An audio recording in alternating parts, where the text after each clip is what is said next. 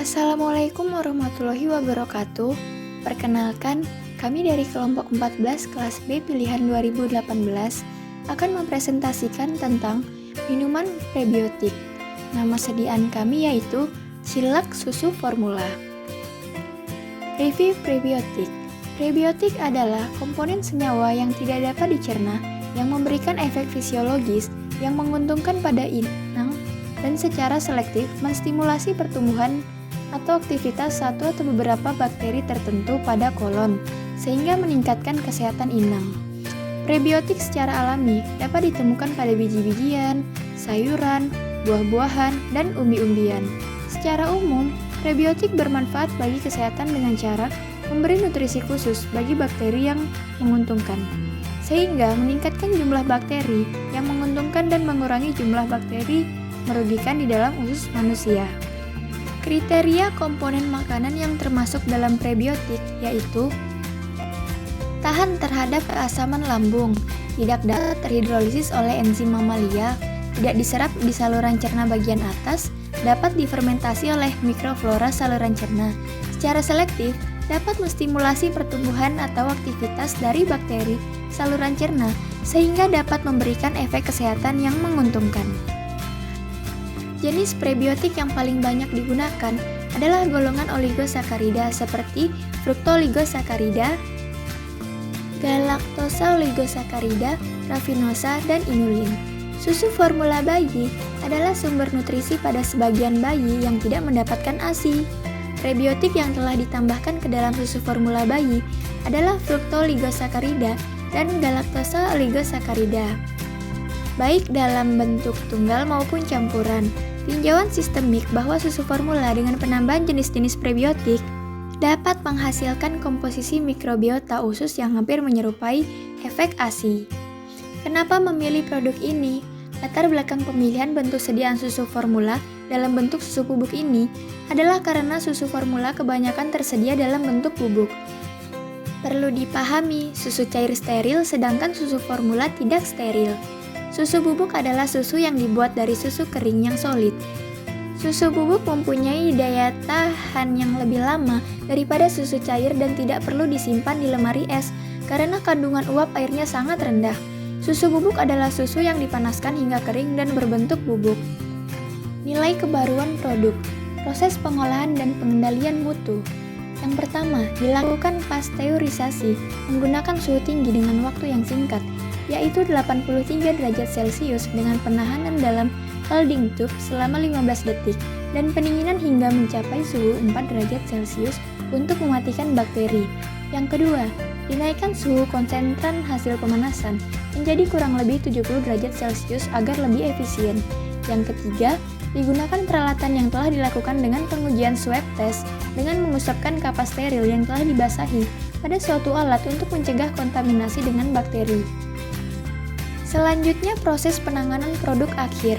Yang pertama, produk dikemas ke dalam kemasan kaleng yang sudah pasti terlindungi dari kebocoran, lalu disimpan pada susunan rak besi yang tingginya lebih dari 3 meter untuk menjamin penyimpanan yang ideal agar dapat diedarkan ke pasaran dengan lebih efisien. Yang kedua, desain kemasan yang sebelumnya biasa saja diganti dengan desain kemasan yang memiliki merek positif dan kualitas yang baik. Yang ketiga, harga produk ditekankan lebih ekonomis untuk menarik jumlah konsumen karena harga memiliki pengaruh positif terhadap pembelian jumlah produk. Yang keempat, disusun dan diaktifkan lebih optimal dalam mempromosikan produk susu formula melalui iklan di media sosial dan promosi di pertokoan. Tujuan pembuatan produk. Tujuan dibuatnya produk susu formula diantaranya yang pertama, sebagai asupan untuk bakteri baik yang ada di dalam tubuh manusia dan agar jumlahnya tetap terjaga. Yang kedua, produk prebiotik juga dapat menstimulir pertumbuhan secara selektif, pertumbuhan satu atau lebih sejumlah mikroba terbatas yang terdapat dalam saluran pencernaan. Dan yang terakhir, mengatur komposisi mikroflora pada usus besar menuju komposisi yang ideal bagi kesehatan dengan cara meningkatkan jumlah bakteri yang bermanfaat dan mengurangi jumlah bakteri yang tidak bermanfaat. Komposisi dan fungsi bahan.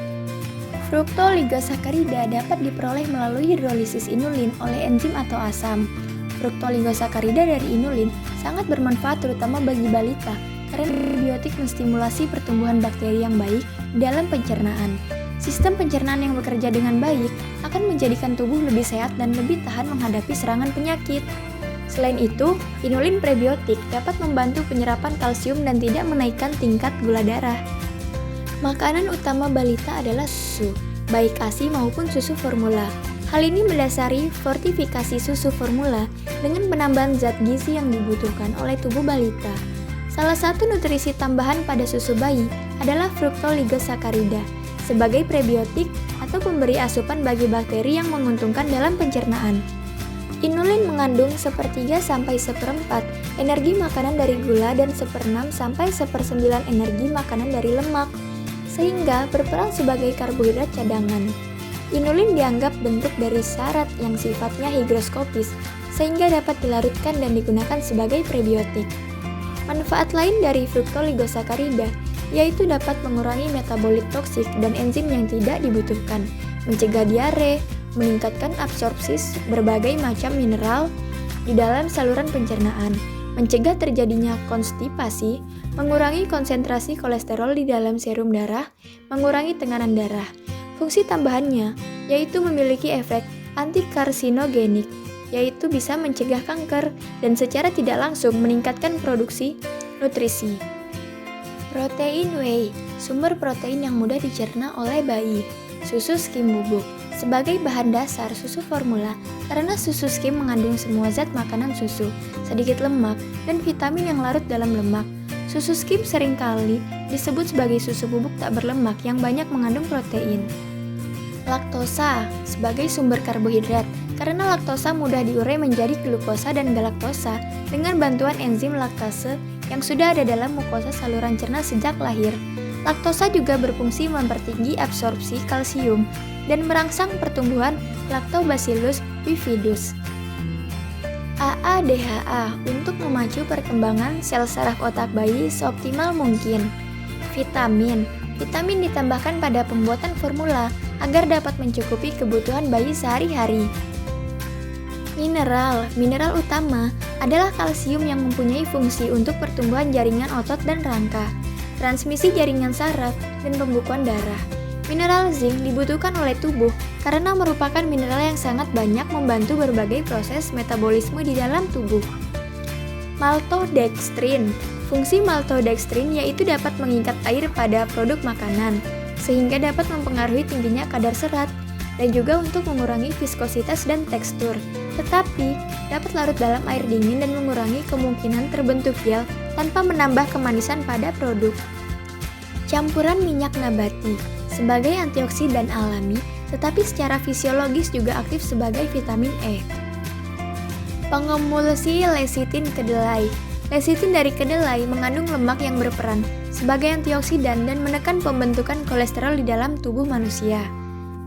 Lemak kedelai mengandung antioksidan alami yaitu tocopherol atau vitamin E. Lecitin kedelai dapat dimanfaatkan sebagai emulsifier dalam pengolahan pangan. Minyak dalam lecitin relatif lebih rendah dibandingkan dari jenis kacang-kacangan dan kadar protein yang relatif tinggi akan menyebabkan kedelai digunakan sebagai sumber protein daripada sumber lemak. Alat produksi. Yang pertama, unit penerimaan susu segar. Di dalam unit penerimaan susu segar ada alat yang bernama balance tank. Fungsinya menjaga kontinuitas aliran susu segar dan mengukur volume cairan yang lewat. Flow meter mengukur volume susu segar dari tangki penyetor. Air eliminator tank membebaskan udara di dalam susu segar. Dan yang terakhir, duplex filter menyaring kotoran dan menahan benda-benda asing yang mungkin terdapat dalam susu segar. Alat selanjutnya yaitu unit pendingin. Di dalam unit pendingin ada yang namanya plate cooler. Fungsinya mendinginkan susu segar sampai suhu 2 hingga 4 derajat Celcius. Dan yang kedua, fresh milk tank. Fungsinya menyimpan susu segar yang sudah didinginkan di plate cooler. Yang ketiga, unit pasteurisasi. Alat yang pertama bernama PHE Pasteurized.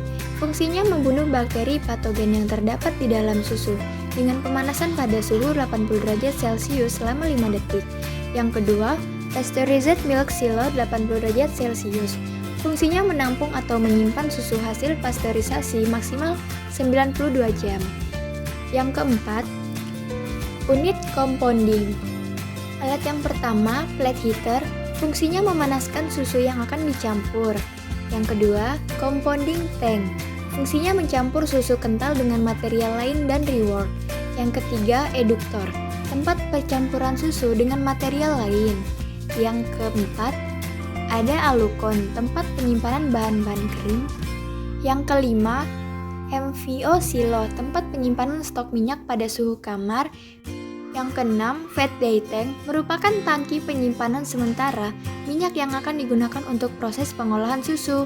Dan yang terakhir, vitamin mineral tank, fungsinya memasukkan material premix. Selanjutnya yang keenam, unit homogenisasi. Ada alat bernama homogenizer, fungsinya memecahkan dan menyeragamkan globula lemak hingga berukuran kurang lebih menjadi 2. Lalu mixed storage tank atau MST, fungsinya menampung susu homogenisasi sebelum masuk. Yang kelima, unit sterilisasi. Ada alat bernama sterilizer, fungsinya menaikkan suhu campuran dari 60 derajat Celcius menjadi 120 derajat Celcius dengan menggunakan uap panas secara langsung. Yang kedua, flash vessel, tempat menguapkan kelebihan uap air pada susu sterilisasi. Selanjutnya, unit evaporasi. Yang pertama, preheater, menaikkan suhu susu dengan pemanasan awal hingga 70 derajat Celcius. Evaporator, memekatkan susu dengan cara menguapkan air yang terkandung dalam susu. Dan selanjutnya, concentrate tank, merupakan tempat penampungan sementara konsentrat hasil evaporasi sebelum mengalami proses lebih lanjut. Unit pengering. Yang pertama ada high pressure pump. Fungsinya memompa susu kental menuju nozzle dengan memberikan tekanan dan mengabutkan susu kental. Yang kedua, Storkweight body spray dryer. Mengeringkan susu kental yang telah dikabutkan sehingga menjadi susu bubuk yang kering dan halus. Yang ketiga ada shaking bed. Memberikan pengeringan lebih lanjut terhadap bubuk susu, kemudian menurunkan suhunya. Yang keempat, ada backhouse. Fungsinya memisahkan udara dan bubuk susu yang terisap oleh exhaust fan. Yang kelima ada shifter. Fungsinya memisahkan bubuk susu yang kasar dari bubuk yang halus. Yang keenam ada silo base powder, tempat penampungan sementara bubuk susu yang dinyatakan rilis sebelum di blending. Yang ketujuh ada blending, fungsinya untuk mencampur base powder yang dihasilkan dari spray dryer dengan raw material. Dan yang terakhir ada bin filling, fungsinya mengisi susu bubuk ke dalam wooden bin. 9. Peralatan pengemasan atau filling and packing. Yang pertama ada filling hopper, fungsinya mengisi susu bubuk dari silo powder ke dalam kemasan. Yang kedua ada wedge hopper atau alat penimbang. Yang ketiga ada full automatic filling machine atau pensteril kaleng. Yang keempat ada full automatic closing and gassing machine, yaitu penutup kaleng secara otomatis. Yang kelima ada sachet filling machine, yaitu alat pengisi kantong secara otomatis. Dan yang terakhir, sachet cartoner rovema conveyor atau alat pengepakan secara otomatis. Selanjutnya kita memasuki bagian instrumen analisis, pengujian kualitatif dengan TLC atau thin layer chromatography. Masing-masing fraksi yang diperoleh diuji dengan metode TLC dengan cara meneteskan pada plate. Selanjutnya, plate dikembangkan dengan kombinasi pelarut metanol air untuk mendapatkan spot. Pengujian dilakukan dengan membandingkan retention time standar senyawa fructoligosakarida. Pengujian juga dilakukan dengan membandingkan retention time standar senyawa fructoligosakarida dengan menggunakan metode kromatografi cair kinerja tinggi dengan menggunakan kolom ODS C18 dan fase gerak yang digunakan metanol air dengan perbandingan 20:80. Detektor yang digunakan adalah UV vis dengan kisaran 460 hingga 600 nanometer dengan volume injek 20 mikro selama 10 hingga 20 menit. Berikut ini adalah gambaran untuk proses produksi. Selanjutnya tahapan produksi. Yang pertama ada pengujian mutu. Mutu susu segar tergantung dari beberapa faktor seperti sapi perah, manusia, lingkungan, dan kebijaksanaan perusahaan. Pengujian bertujuan untuk memeriksa kualitas bahan baku maupun rasa, kandungan bakteri dan komposisi protein dan lemak. Yang kedua ada penyaringan atau penjernihan, bertujuan memisahkan benda-benda pengotor susu yang terbawa saat proses pemerahan. Penyaringan juga bertujuan untuk menghilangkan sebagian leukosit dan bakteri yang dapat menyebabkan kerusakan susu selama penyimpanan. Yang ketiga ada pasteurisasi. Dari tangki penampungan, susu dipasteurisasi dengan cara dipanaskan untuk membunuh bakteri patogen. Teknik pasteurisasi dapat dilakukan melalui dua cara, yaitu high temperature short time (HTST) dan pasteurisasi yang dilakukan pada suhu rendah dengan waktu yang cukup lama. Selanjutnya, evaporasi. Untuk mengurangi kandungan air dengan fouling film yang terdapat pada alat evaporasi, sehingga penguapan dapat dilakukan dengan tepat dan waktu kontak dengan media pemanas singkat. Lalu, ada pencampuran. Dari tangki penyimpanan, susu dipanaskan sebelum dialirkan ke tangki pencampur yang berisi bahan-bahan tambahan seperti protein, mineral, vitamin, dan lain-lain. Tujuan pemanasan adalah menurunkan viskositas susu sehingga mempermudah proses pencampuran. Selanjutnya, homogenisasi. Perlakuan mekanik atau mechanical treatment pada butiran lemak dalam susu dengan tekanan tinggi melalui sebuah lubang kecil. Homogenisasi bertujuan untuk menyeragamkan ukuran globul-globul lemak susu menjadi rata-rata 2 mikron menggunakan sistem high pressure pump yang melewati sebuah lubang kecil dengan alat homogenizer. Selanjutnya ada pengeringan. Proses pengeringan susu dapat dilakukan dengan dua cara, yaitu dengan freeze drying dan spray drying. Dan yang terakhir ada finishing dan pengemasan. Pada proses ini, inti bubuk susu yang dihasilkan kemudian dicampurkan dengan bahan lain sesuai dengan formula yang diinginkan. Selanjutnya, susu tersebut masuk dalam tahap pengemasan dalam kaleng atau aluminium foil menggunakan mesin filling hopper. Evaluasi produk akhir. Susu bubuk hasil spray drying dikumpulkan dalam plastik steril dan disimpan pada suhu ruang dan refrigerator selama 4 minggu untuk analisa kualitas fisik, kimia, dan mikrobiologi. Analisa kualitas fisik meliputi wetability, indeks ketidaklarutan, dan indeks cemaran menggunakan sieving test method. Pengujian kadar air menggunakan metode AOAC. Kualitas kimia yang diuji meliputi kadar lemak, protein, laktosa, dan keasaman. Kualitas mikrobiologi susu bubuk meliputi total plant count atau TPC. Uji penduga coliform dan EB. Uji TPC dilakukan dengan metode penghitungan koloni pada media total mikroba. Penghitungan EB dilakukan dengan medium violet red bile glucose. Untuk uji penduga coliform menggunakan metode most probable number atau MPN dengan 3 seri pengenceran.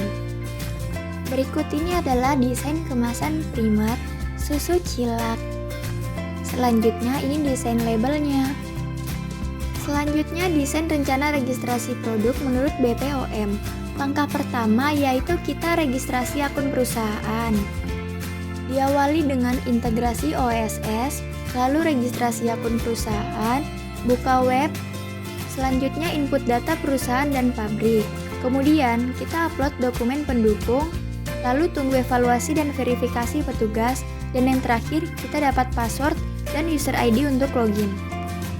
Persyaratannya yaitu produk dalam negeri, mempunyai NPWP atau NIB, mempunyai izin usaha, mempunyai izin mikro kecil, memiliki surat keterangan domisili usaha, dan memiliki hasil audit sarana produksi.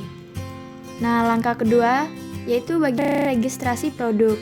Yang pertama, kita registrasi produk, selanjutnya buka web, lalu login sesuai user ID dan password, kemudian input data dan upload dokumen pendukung, selanjutnya penerbitan SPB atau surat perintah bayar, lalu bayar sesuai SPB, hingga tunggu hasil evaluasi dan verifikasi petugas, dan yang terakhir terbit nomor izin edar atau NIE elektronik. Materi selanjutnya hal yang perlu diperhatikan. Pastikan data perusahaan dan data pabrik yang diinput sudah benar sesuai dengan izin usaha yang dilampirkan akan mempengaruhi surat persetujuan produk. Yang kedua, penulisan alamat perusahaan dan alamat pabrik. Yang ketiga, inputan data kabupaten atau kota dan provinsi yang dipilih pada kolom pilihan. Yang keempat, Laporan setiap perubahan data yang tertera pada akun, misal pembaruan izin usaha, pembaruan izin sertifikat, cara pembuatan yang baik, dan melampirkan hard copy dokumen ke loket registrasi. Yang kelima, laporkan perubahan penanggung jawab akun perusahaan. Yang keenam, lampirkan dan unggah surat kuasa penanggung jawab akun yang baru di sistem. Yang ketujuh, surat kuasa sebagai penanggung jawab akun, bukan sebagai petugas registrasi. Dan yang terakhir, unggah sertifikat. Berikut ini adalah nomor registrasinya. Selanjutnya, estimasi biaya produksi. Yang pertama ada biaya bahan. Yang pertama protein whey 100.000 per kilo.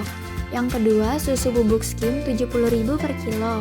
Yang ketiga laktosa 60.000 per kilo. Yang keempat ada AHA DHA harganya 600.000 per kilo. Yang kelima maltodextrin 40.000 per kilo. Yang keenam fruktoligosakarida inulin harganya 110.000 per kilo. Yang ketujuh campuran minyak nabati harganya 60.000 per kilo. Yang kedelapan ada pengemulsi lecitin kedelai harganya 75.000 per kilo. Selanjutnya masuk ke biaya alat. Unit pendingin harganya 4.500.000. Unit sterilisasi harganya 1.200.000. Unit homogenisasi harganya 8 juta. Unit evaporasi harganya 17 juta. Unit pengemasan harganya 6 juta. Berikut ini adalah daftar pustaka yang dipakai sebagai referensi dari materi kelompok kami.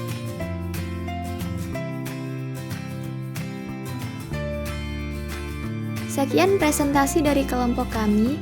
Mohon maaf apabila ada kesalahan dan kekurangan. Kami ucapkan terima kasih. Wassalamualaikum warahmatullahi wabarakatuh.